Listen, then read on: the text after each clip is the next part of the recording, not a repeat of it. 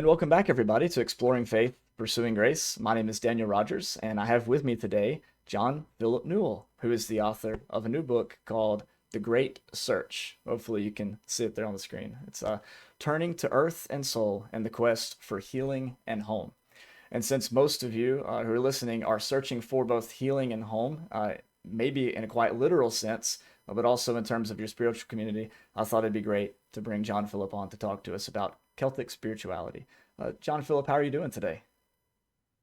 I'm well, Daniel. So good to be with you. And where are you located, John Philip?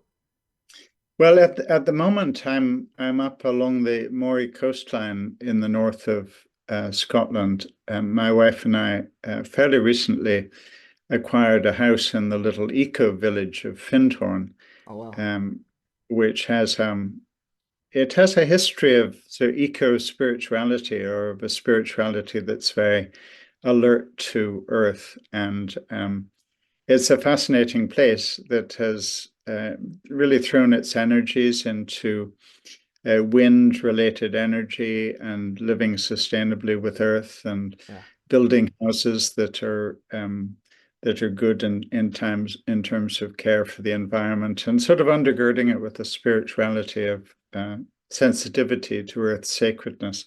So we have this place here, and we haven't quite let go of our Edinburgh flat yet. So we're sort of halfway between, but we will eventually make this our permanent residence. It's a beautiful part of Scotland, and Yeah. it's this coastline is my ancestral territory, ancestors stretching right back to the 1600s and Wow. beyond, I believe.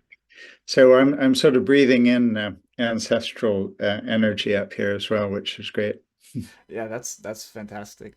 There's something about going home that's so special. We For the listeners to the podcast, they know about the rocky history between my family and I. But we've started at reattending Christmas celebrations and Thanksgiving dinners and things like that. And anytime we're over at our old farm where I grew up, I like to go out and walk around the 200 acres and go visit some of my old hideouts and little places to Yeah, go and play from when I was a child. And there's just something about being home that really reignites our spirit. So that's yeah, yeah, and that's really part of what I explore in the new book. Because home is, of course, sometimes referring to a physical place, but at a deeper level, we each have a home address of the soul, and so the book is in part exploring, what is our deepest rootedness, and rootedness in the divine.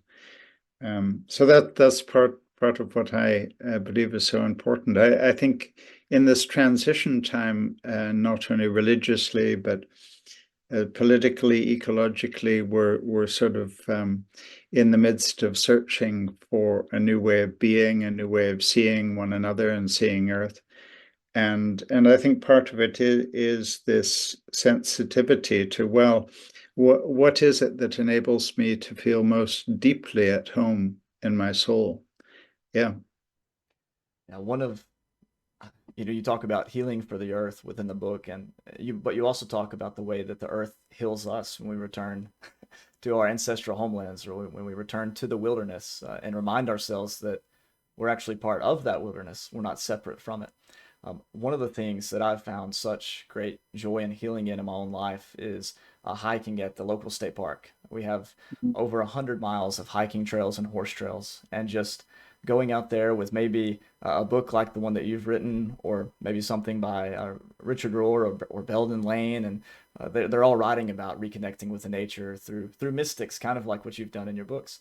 Um, Mm. that is just the most special time for me, and it brings more healing. And I'm a minister, so I'm not supposed to say this, I don't think, but it brings more healing than the Sunday morning service, just Yeah, being out there among the trees and the birds and the rocks and the beautiful views. It's really yeah, opens us up to what really matters in life. Yeah. yeah. So I think that raises the whole question of, what should be happening within the four walls of our sanctuaries and gathering places. And there will often be so much that we feel thankful for in terms of, sanctuaries where we've sung together, where we've wept at times of grief, at times of great joy and happiness, a sense of community, deep community with others. Um, and so, yeah, let's cherish those places, but let's also remember that at best, these places are to be like side chapels onto the great, what the Celts call the cathedral of earth, sea, and sky, Yeah. so that because we can know very deeply within ourselves, within our bodies and souls, we can know that we are very well Mm. when we're out in nature. And here I am in Findhorn, right along the coastline. And just an hour ago, I was walking along the coastline here and Wow. realizing I feel so, so well, Yeah. being out in the cathedral of creation. Mm. And so one of the big questions, I think, for the Christian household at this moment in time is how can we remember that our sanctuaries are to be like side chapels onto the great cathedral of earth, sea, and sky? So the rituals that we develop, the teachings that we offer, the words that we use need to keep pointing back out to the living cathedral of the divine, which was a cathedral of the divine long before humanity emerged, and certainly long before religion emerged. And I think that's the sort of sense of rootedness and sense of deep home address that we need spiritually as well as physically. Yeah, we see this a lot with the Hebrew prophets, who once they lost their temple, they go, where does God dwell? And I love the question posed by Isaiah in Isaiah 66. Where is there a house that you can build for God? Yeah, Is there a yeah, physical location that you can cram God into? No, absolutely not. God dwells not far from each one of us, as Paul would later say. So this idea of Celtic Christianity. You talk in your various books about thin places, about recognizing God in everything. The difference between pantheism and panentheism, I think, is one of the ways that you yes, put it. yeah. Can you walk us through a little bit? Maybe for someone who's never heard of Celtic spirituality or Celtic expressions of Christianity, can you walk us a little bit through the history and the significance of this ancient movement of Christians and thinkers and lovers? Yeah, absolutely. Well, one of the things I did in my previous book, Sacred Earth, Sacred Soul, and I see the new book, by the way, The Great Search, is very much for those with eyes to see. There's a real sort of continuity. There's a real sort of Yes. building from the previous book, Sacred Earth, Sacred Soul. But in that book, what I'm doing very explicitly is looking at the lineage of Celtic wisdom within the Christian world from as early as the second century right through to today. And all of these great prophetic teachers that I look at have a very strong and passionate belief in the essential sacredness of earth and the essential sacredness of every human being. And in the second century, the first Christian teacher to emerge in Celtic territory, the ancient territory of Gaul, ancient France, Irenaeus of Lyon, he says something that still almost shocks our dualistic Western ears. We've been so accustomed to seeing spirit on the matter on the one hand and matter on the other, Right. or heaven and earth as divided, or Mm. the divine and the human as somehow opposed. And Irenaeus says about creation, because there's a tendency in early Mediterranean Christianity, as early as the second century, there's a teaching gaining ground that eventually becomes sort of orthodoxy when Christianity becomes the religion of empire in the fourth century.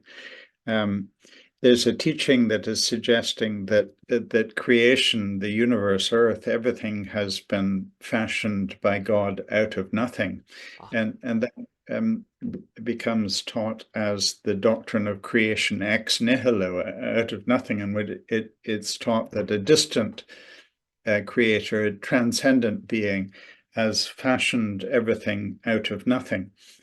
And Irenaeus says in the 2nd century, this Celtic teacher in Gaul, he says, no, creation has not been fashioned by God out of nothing. He says everything has come out of and this is the word that still shocks us, I think, at some level. Everything has come out of the substance of God, which is to say that this stuff, the stuff of the human body, is sacred stuff. And how we handle one another in relationship, how we care for the most physical needs of those who are hungry and homeless and seeking refuge and sanctuary in our nations, how we handle the resources of earth with reverence and with a vision towards justice and equity. These are all sacred matters, because matter itself is seen as sacred. It's seen as coming out of the very substance of God. So that in some ways sort of signals what this Celtic lineage of wisdom will be over the centuries, and all of the great teachers following in this lineage see Earth as made of the substance of the divine, which places us in a very different sort of relationship with Earth and with one another's physicalness, Yeah. and the responsibility to really reverence and care for one another. So I think put most simply, there's this sort of twin love that comes across in the Celtic world, and that is love of earth and love of what is deepest in every human being. So seeing that what is deepest in us is of God, rather than what is deepest in us being opposed to God, which of course is where Mediterranean Christianity went, also in the 4th century, articulating the doctrine of original sin and wanting to say that what is deepest in us, or what is most original in us, is sinful or opposed to the divine rather than being of God. So the Celtic world really celebrates that what is deepest in you and me and in every human being is of God. And that's not a naive celebration. That's not a pretending that I don't need the grace of forgiveness, or that I don't need the grace of God's energies to, in fact, reconnect me to those true depths. Uh, and all of us are seen as needing to come home, in a sense, needing to come back to our true essence. So grace is seen as not opposed to nature, but rather grace is seen as given to reconnect us to our nature, and Yeah. it is not given that we might become something other than natural or more than natural, but that we might become truly natural. Um, so that's an attempt to speak of the essence of this vision, and it appears as early as the 2nd century, keeps emerging over the centuries, and often is seen as a threat to imperial Christianity, precisely because it calls us to reverence one another on earth in very costly ways. It's challenging tradition. Yes, that's beautiful.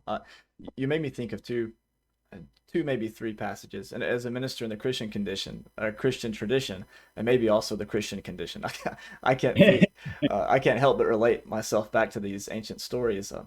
There's this story of Jesus in Matthew 25 where he's separating the sheep from the goats, and he classifies them not by affiliation or profession of creed or faith, but he says, "As you did it to the least of these, my brethren, you've done it unto me." And it's Yeah, not the idea uh, that they are somehow just metaphorically representatives of Christ, but that Christ dwelling in them feels their pain and feels their suffering. As yeah, Jesus told Paul, why are you persecuting me? You're not just yeah, persecuting my representatives. You're persecuting, as Paul might say, the body, the mystical body of yes, Christ.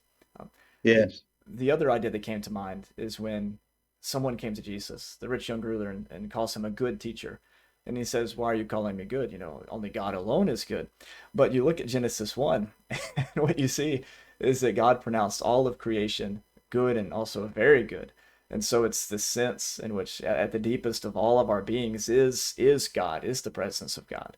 And Yeah, is that eternal goodness that can't be stripped away from us. As you mentioned, there might be layers of crust and rust and dust that are cleared off by the grace of God, but at the very depth of our being is this longing for home, is this longing to be in tune with that goodness that's inherent within each of us. yeah, absolutely. I think this brings us to this book that you've written called The Great Search, because the Great Search doesn't just focus on the Christian tradition, but it focuses on great thinkers and prophets and poets of various traditions, and the whole idea of the book, I think, is expressed in the passage that you quote as a saying of Jesus, where ask and it shall be given to you, seek, or you say here, search and you will find. And so I guess the question is, we've already answered this to an extent, is what are we searching for as a human race, as and maybe as creation itself? What is being sought after?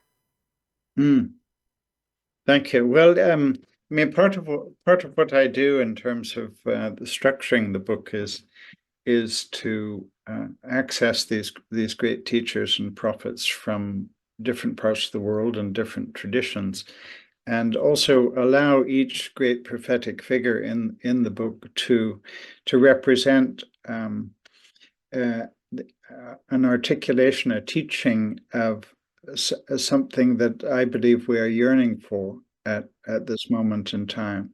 So, chapter one, drawing on the great theologian Thomas Berry, who is so committed to sort of sacredness of earth that he prefers to call himself not a theologian but a geologian, Yes. um, which is a sort of fun expression of just how central love of earth is in his thinking. So chapter one is sort of drawing on his wisdom, but also looking at the yearning for vision that is within us. So one of the things that someone like Barry saw very clearly is the interrelatedness of all things in the universe. And this is something that every great discipline of thought is waking up to, that we're interrelated, and that the part cannot be well unless the whole is well. That that I can't pretend that I and my family can be well just by looking after myself and my family. Right. My well-being is tied inextricably to the well-being of my neighbor and the well-being of Earth, and not just the well-being of my nation, but the well-being of every nation.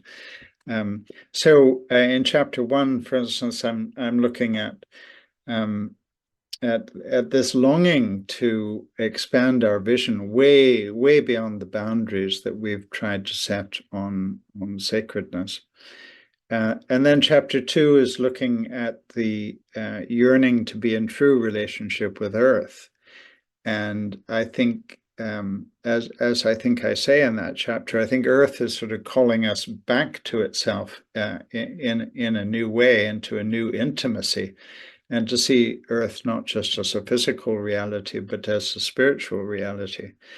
And the teacher that I use in chapter two is a Scottish poet, a woman named Nan Shepherd, who really articulated a sense of relationship with Earth way in advance of the Earth consciousness that we're in now. I mean, her great book, The Living Mountain, she wrote in the 1940s and offered it to a publisher, and the publisher didn't want it, and she tucked it away in her drawer, and uh, nearly 40 years later, she took it out of the drawer again, and thought, oh, I think I should try again with this manuscript, and sent it off, and it's now something of an international bestseller.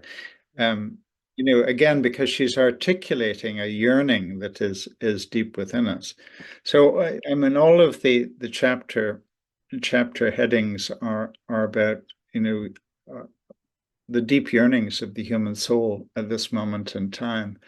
And I think one of the keys to the way forward, not only individually but collectively and as an Earth community, is to pay attention to the deepest yearnings of our being. And I suppose, given the way in which so much Western Christianity has been characterized by a belief in the doctrine of original sin and that what is deepest in us is opposed to God rather than being of God. I suppose a corollary of that has been, well, why would you want to listen to your deepest yearnings? Because, surely those are sinful. Uh, and uh, and I think one of the great wisdoms of the Celtic tradition is not naive to the fact that we're very capable of falseness and sinning, but it's saying that even deeper than those sort of confusions or falsenesses or wrongs or betrayals in us is the of Godness of our essence. And so paying attention to the yearnings that come up from those depths is a really important part of the way forward. And to try to articulate them, try to give them expression, not only for ourselves, but in relationship in our worshiping communities and churches, to give expression to them, because that allows the deep yearnings of the soul to come up into greater consciousness within us. And then it's from that place of greater consciousness that we can be faithful to the yearnings of the soul and try to embody them in our lives and in our actions and communities. So all of the sort of 9 chapters are looking at particular yearnings and then using prophetic figures from the past to nurture these yearnings for today. Was there one of these particular figures that you fell more deeply in love with as you did the research for this book? Well, one of the things that I've discovered, I think relatively late in life. I mean, I'm a bit of a slow learner, but I'm grateful anyway that one of the things that I finally learned in my life is that one of the things that I think I can do well, if I'm sort of faithful to the task, is um, I think I'm good at sort of distilling wisdom from great teachers who have gone before us, and then expressing their wisdom in new ways for today. And so that's something both in Sacred Earth, Sacred Soul, as well as in the Great Search I've done. But one of the great blessings of that way is that when I'm preparing a book, when I'm working on it, when I'm researching it and pondering and thinking it through, I'm feeling extremely well fed Yes. in my own mind and soul because I'm accessing some of these great spiritual thinkers and prophetic figures. And so my hope and prayer is always that, well, if I'm blessed in the actual sort of creation of the book, then there's going to be more chance of other readers being blessed. Um, so it's really difficult to choose Sure. which one of the great prophetic figures, but I think in many ways the chapter 1, accessing Thomas Berry, this eco-theologian, I think in many ways he's the one that I wanted to be there at the beginning of the book. I think in some ways he really sets the stage. He's inviting us to imagine and to move into new territory way beyond any bounds that we've set on our sense of the sacred. So I think if I really had to choose one, but I really want to choose all of them. But if I really had to say one in particular, it would probably be Thomas Berry. Hmm. I've been also very, very keen to find something of an integration between great men and great women, and I think that someone like Nan Shepherd in chapter 2, I really love her her poetic wisdom, her feminine sense of interrelatedness of all things, and also, of course, I take some celebration in the fact that she's a Scot, and Yes. so many people will be aware of Thomas Berry in the Western world, but I think there are good numbers that still aren't so familiar with this Scottish woman poet. So yeah, I feel very fed by all of them. That's great. I I like books like this because I was raised in a tradition where you really only read people who agreed with you.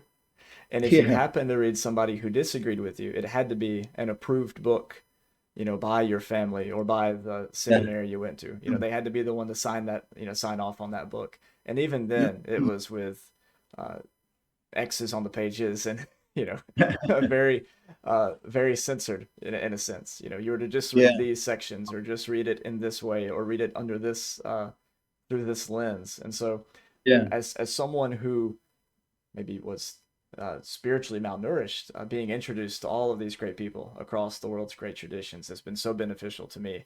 Um, I always loved the playfulness of Rumi. Just yeah, the idea of him, out there dancing with God is just such a beautiful idea.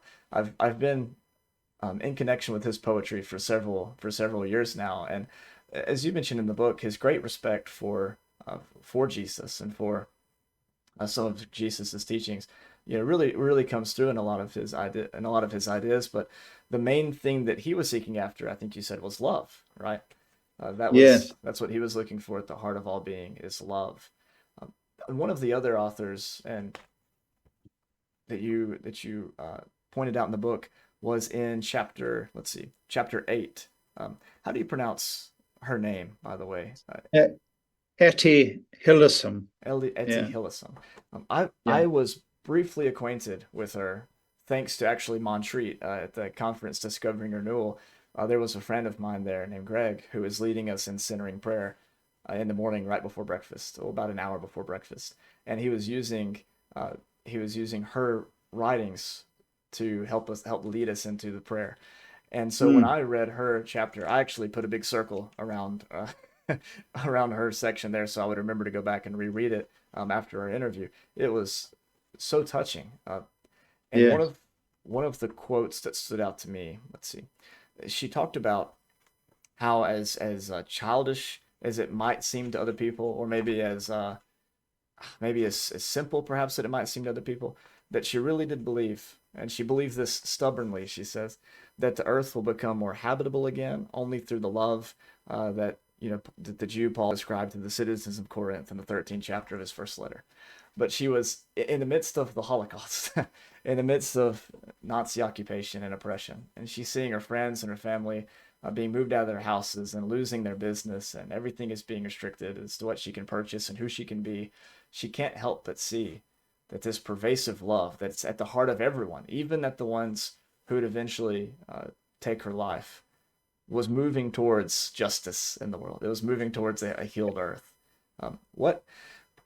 What are some other thoughts that you had about her particular expression of this great search that you might think the audience would benefit from?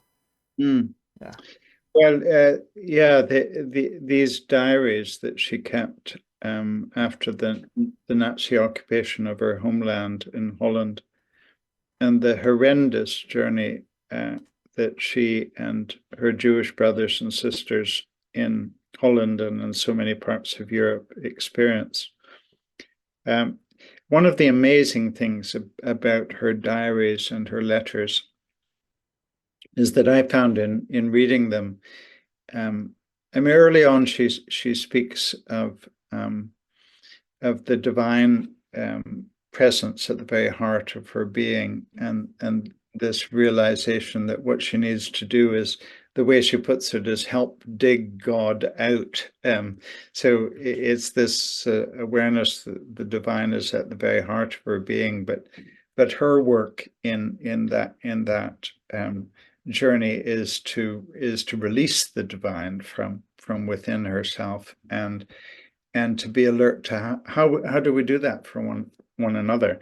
And that's a very liberating way of seeing because the other way that has often been quite dominant in a lot of our sort of Western Christian inheritance is to assume that the divine is not at the heart of our being or at the heart of another being, and that somehow we have to invoke a foreign presence Mm. Oh yeah. instead of seeing that our role is to be liberators. We're to liberate this presence at the heart of one another and at the heart of all things. But I was so struck in her diaries and letters by the fact that in the midst of the horror of what she is witnessing and eventually being in a concentration camp herself and then eventually dying at Auschwitz, um, the most repeated phrase in her diary is the phrase, despite the horror of what's happening, I believe that life is meaningful Mm. and beautiful. And I mean, this is these are words of a very profound spirit Yes. to be able to witness to the meaningfulness of divine presence and the beauty of divine presence in the midst of the horror of what humanity is capable of doing to itself.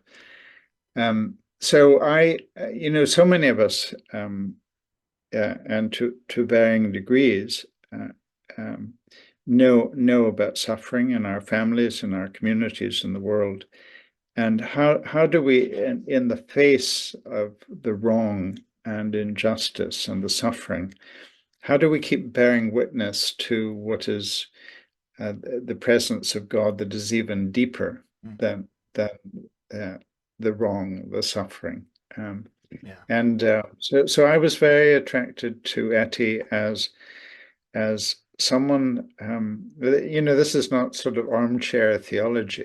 This is not sort of No. um, reflecting on the suffering in life and still being able to speak about meaning and beauty. This is her in the very midst of the evil of what one people can do to another. We talk And about loving our enemies, but yeah, she actually lived it. She actually lived it. This quote that you put in here of hers reminds me a lot of some of the great African American writers of the turn of the century, Frederick Douglass and Booker Washington and others. She says, "Hatred of Germans poisons everyone's mind." And she goes on to say in the same section here that the Germans were the so-called enemy, or you might have said that about her writings, but she's the so-called enemy. What grace, what love was just pouring out of yeah, her soul to be able to see that hatred, violence wasn't the answer. And here she's yeah, facing her death, and she's able to so boldly say this. I think in our political climate, in our worldwide geopolitical climate, this message is so needed to be able to see yeah, love and grace and goodness at the depths of the other person, and which yeah, connects us all, and not the core of their being is sin or hatred or that God is absent from them, but that just as mm, God is with us, He too is with them. I think that message is so needed for today. yeah, Yeah. yeah. And her very clear sense, she speaks of her hope of a new day coming, Mm. and and very importantly says the thing is to live the new day now, to Yes. live it in our hearts. Wow. So, how do I, when wrong is being done to me, or when wrong is being done by a perpetrator of violence or of hatred against innocent people or others, how do I now, in my own heart, uh, live a non-violence of spirit towards the other? And how do I sort of place myself in relation to even the perpetrator of terrible wrong? How do I know my family connection to the true heart of this other person, also made of God, despite the fact that what they may be doing is a violation of of the sacred within us all. Right. And that kind of gets back to the idea that we talked about at the very start of this podcast, and that is our journey of healing is not something that happens in separation, but in relation to all things, as you say in your book. Yeah. That Yeah. that the need to relentlessly love, as Eddie spoke about, uh, brings about not just healing for ourselves, but also for the very one who, for them, we may be the objects of their hatred, or maybe Yeah. we might even be the objects of their self hatred, we might say, Yeah. and they're just Right. projecting their own self hatred onto us. So, yeah, healing isn't an individual thing, but it's something that spills over out of us into our homes and communities. And the idea that we could ever be healed just by ourselves is so preposterous and goes against everything that the divine has designed for our lives. And Yeah. well, did you have a reaction to that before we go on? Yeah, no, just to say amen to that. I mean, I think that the this journey of healing that we're all being invited into is not a future reality. It's about now, and it's about living into this sacred interrelationship of all beings. And again, this is something very consistent with the Celtic wisdom that I access in the previous book. One of the great teachers in the Celtic world, the ninth century Irish teacher, John Scotus Eriugena. Whenever Eriugena refers to the Satan figure in Scripture, he calls him by name. He calls him Lucifer, which means angel of light. And so Eriugena says that Satan is false to the extent that he's not being himself. Hmm. And um, and and he's not just speaking about a Satan figure out there. I think he's also speaking of, well, how do we see one another? And how think, for instance, in the world at this moment in time, who are the agents of terrible falseness and destruction and violence?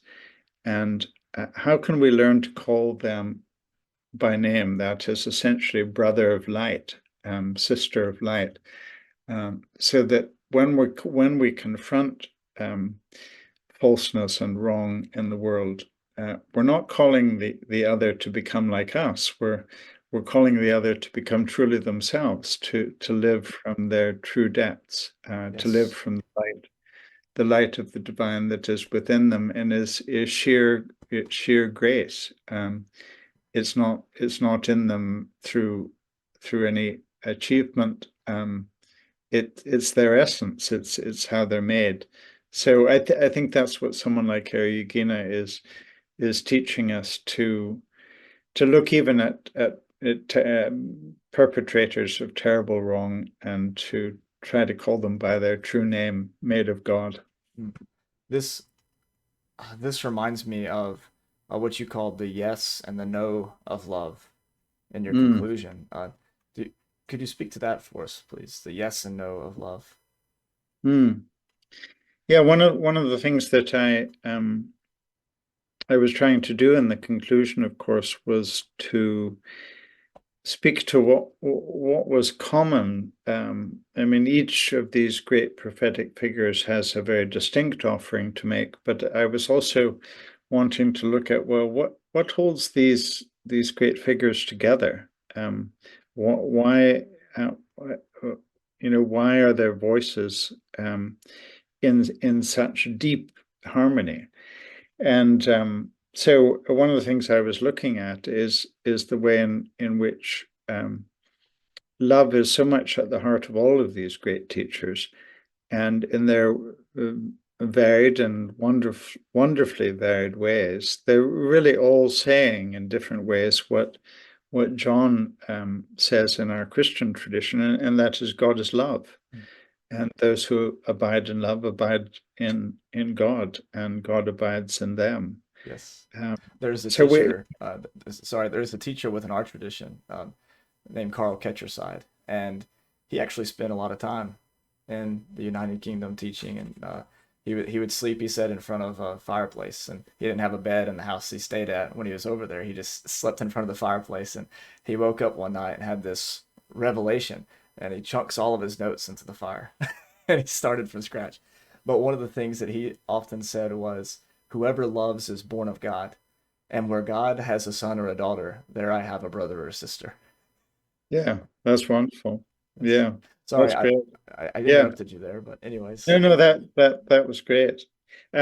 So part of what I do when I'm sort of talking about this common but sort of common vision, but expressed in such variety and sort of beauty of diversity, is the fact that love has both a deep yes position and a deep no position, and by that I meant true love in terms of how we see one another, but also how we speak and how we act, uh, is forever wanting to say yes to the beauty of the divine essence at the heart of one another, and and also is passionately prepared to say no to anything that violates that sacred beauty at the heart of every human being and every life form. Um, and that is precisely what these sort of prophetic figures do, because I think the role of the prophet is both to announce, and by that I mean speaking the yes, announce the presence of the sacred at the heart of all life, and the prophet is also prepared to denounce um, anything that is violating that sacredness. So, in a sense, the yes and the no of love are pointing to what I think is the characteristic of a real prophet. We're not just saying yes to the beauty or to the divine essence. That's far too comfortable a position to just rest in. I mean, we need that voice. We need it Yeah. to be uttered very poetically and passionately, but it needs always in our communities as well as in our individual lives to be held together with the no. What do we need to say no to in our communities? What do we need to say no to in our nation? What do we need to say no to in terms of how the human species is living in relation to Earth? These no, the no of love is so important. But if it's not rooted on the yes, then often it's just a sort of sounding off rather than truly serving love. Yes, and that, oh well, that is such a good point there at the end. If our no is not rooted in the yes, yeah, we're just making noise. And I guess that's what Paul says, right? We've become a Yeah, clinking, noisy gong. yeah, noisy gong or a tinkling cymbal. I think about the yes and no of love. It reminds me of these comments that I get sometimes on podcasts, or someone will say, "You're always talking about love. You don't take sin very seriously." But you can't take sin seriously without taking love seriously first. Until you see the inherent goodness within everything, you can't become offended at sin like you ought to. And Yeah, this isn't some kind of self-righteous thing, as you mentioned before, but it's more of being offended at the pain that others are inflicting upon themselves, um, yeah. and that we've inflicted upon ourselves. I had someone on the podcast who defined sin this way. He said the sin is a culpable disturbance of shalom. Uh-huh. And I love That's yeah, this. I love this idea that it is anything, as you mentioned, that disrupts or attacks or hates the sacredness within everything. Yes, yeah. yeah. So, um, In the chapter on Julian of Norwich, seeking wholeness, yes, um, one of the things I quote her as saying in part of her sort of visionary experience, a dreamlike visionary experience. Uh, she says she actually addresses sin at one point in her. writing, Oh, and said, uh, I saw that you are nothing. She said, you have no eternal essence because you're not of God. Therefore, you are nothing, and and and that's a really important perspective to see that sin has no ultimate future, because it's based on a lie, it is based on a falseness, and yet at the same time, she says, and yet we really do need to see it, and we need to name it, and we need to confront it, and we need to confess it when it happens in our own lives and communities. But very importantly, she doesn't want to give it more status than what it has. And in a sense, the doctrine of original sin gives it a lot of status. It yes. says this is our essence.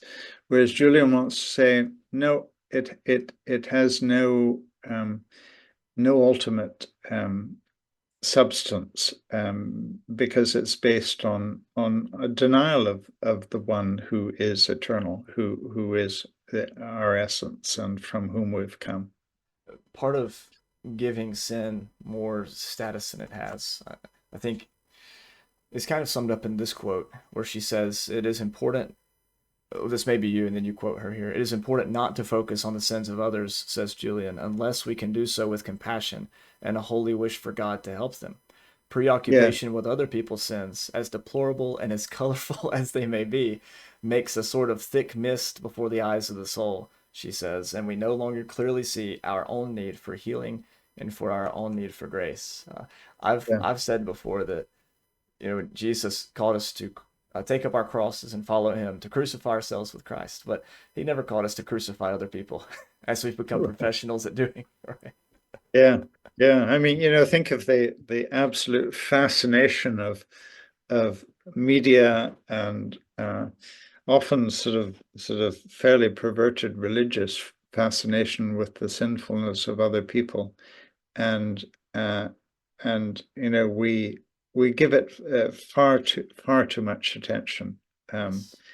and and those who are often the perpetrators of terrible falseness, love that attention. They sort of feed off that uh, attention that they're getting um, for in the end living such sort of destructive lives of the harmony or of the shalom that we're being invited to know deep within us and between us.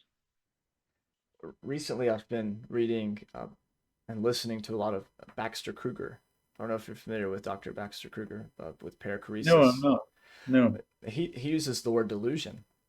He talks about our delusion that the serpent in Genesis 3 enters in. No, you're not good enough. You need something more. You need to reach out and take the fruit. Then you'll be like God.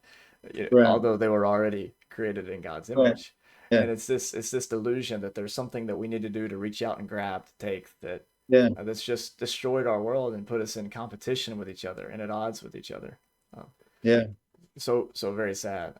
I I had a few more notes here in the book. Well, to be fair, I've got quite a bit of notes that we're not going to be able to get to, but I had just two more that I wanted to bring up here to get your thoughts on. We've mentioned several times already about how original sin, which was really embraced by imperial Christianity, gave them a very good excuse in their minds to perpetuate harm on others, whether it was through the Crusades or the doctrine of discovery or through a manifest destiny later on and the different American expressions of this kind of Christianity. So if it actually is the case that at the deepest of our being there is goodness, there is that image of God, then that makes the whole idea of the three texts that we need for renewal it makes that idea make a lot more sense. I think the viewers and listeners are familiar with the two texts that we often talk about of scripture, of sacred text, and of uh, God's first incarnation of creation, right? As Richard Orr Mhm. says, we're familiar Yeah. with that.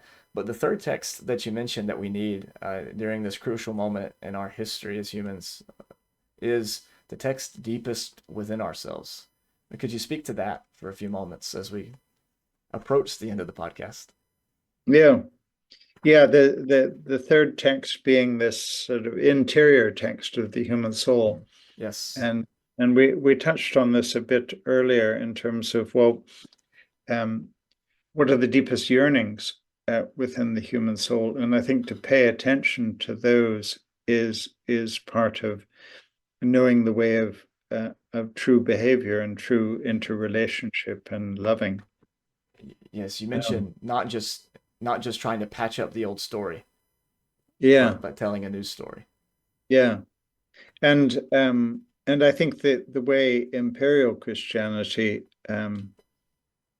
latched on to the doctrine of original sin, and the doctrine became a great convenience to the Roman Empire, because then the people were not there primarily to be reverenced or primarily to be related to, and the people of the world were not there primarily to be reverenced and related to.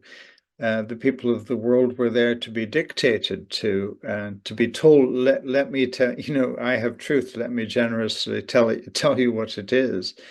Mm. Um, but also, to exploit the people of the world as well.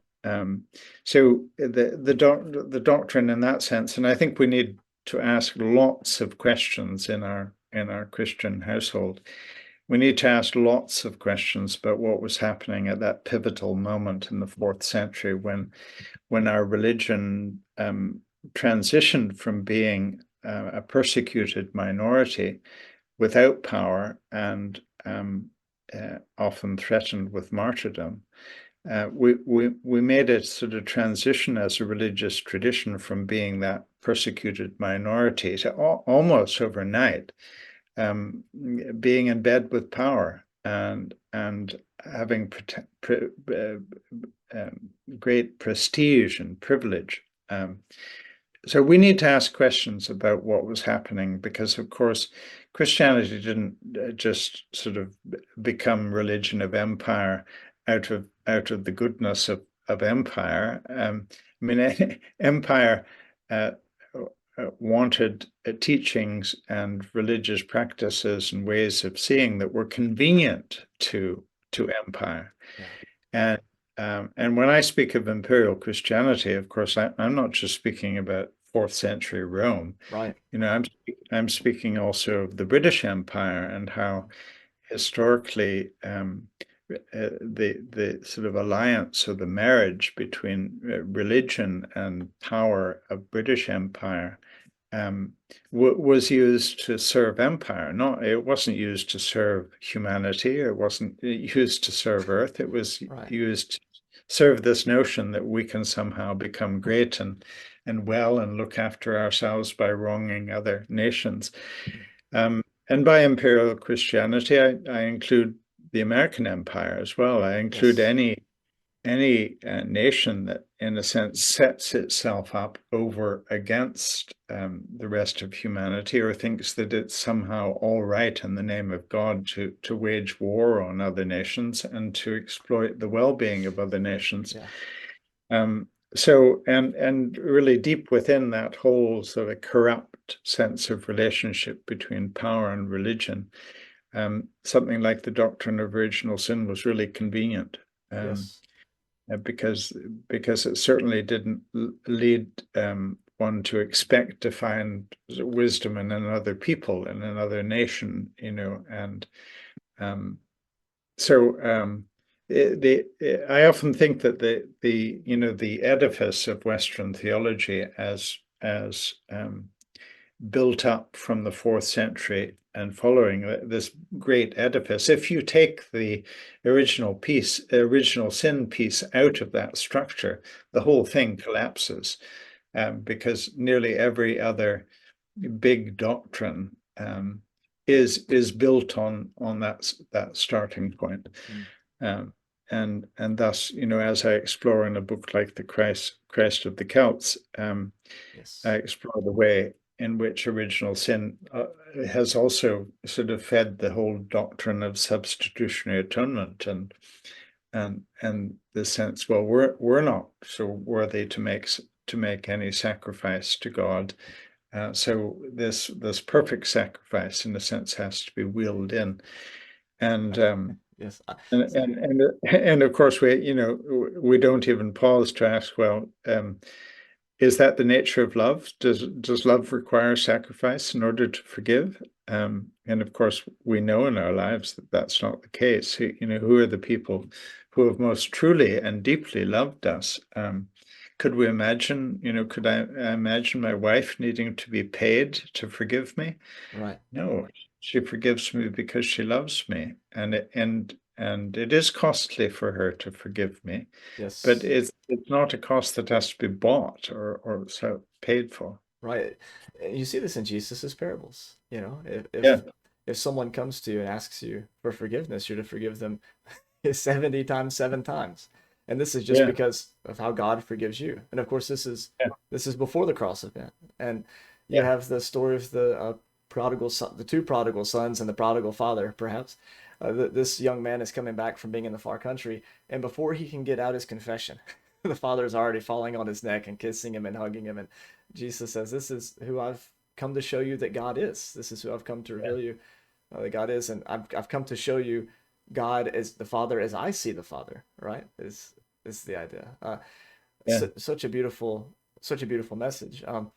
I heard somebody say it like this: of how toxic this doctrine can be. Let's say that your father is upset with you and you've made a mistake, and he said he's going to beat you to death with a baseball bat, but your older brother gets in the way and he kills your brother, and then you go out and have pizza afterwards. Yeah,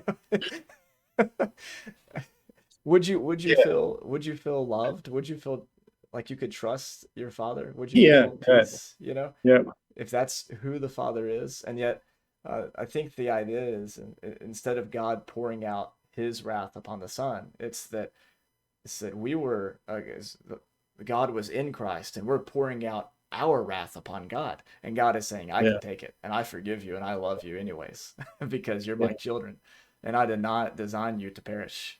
I put you here to thrive and to love and to be loved." yeah, Yeah. absolutely. But yes, I love all these books that we've mentioned this morning are worth reading. Christ of the Celts, Sacred Earth, Sacred Soul, and The Great Search. I read the Sacred Earth, Sacred Soul, and then the day that I finished, I received The Great Search in my mailbox.